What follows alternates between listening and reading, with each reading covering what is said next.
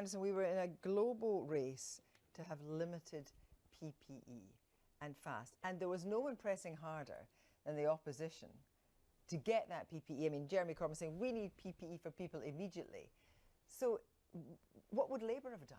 And rightly so, we were pushing for that PPE. There were nurses and care workers going out putting on bin bags in desperation. So you can't have a process that takes 6 weeks. No, not some elongated process. Absolutely not. But an emergency is not a green light for cronyism. It's not a green light for corruption. The questions being asked are: were there any checks done on these companies? The company MedPro was just set up in May 2020 and immediately got millions of pounds worth of contracting for 25 million gowns that were then not usable. So were there even contracts to make sure that that PPE was up to standard? Was there contracting to say, if you aren't going to deliver what we say you're going to deliver, you'll give the money back? That's what 176 contracts are now in legal disputes. They're failed contracts.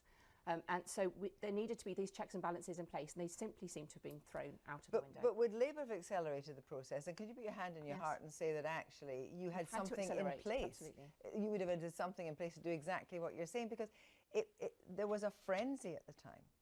I think that first instinct to go to the VIP lane and start giving contracts to your mates I have to is say not that people what didn't Labour necessarily know the VIP lane existed when they were making offers to support whatever development.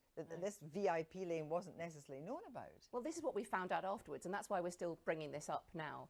At that time, there was a call out, do you know any PPE providers able to do this? Schools were giving in goggles, and that was the right thing to do. We had a national effort to work on this, and we wanted to support the government. But actually, who then was prioritised in that lane? Who got the contract? How much were they? That's what we need to investigate now.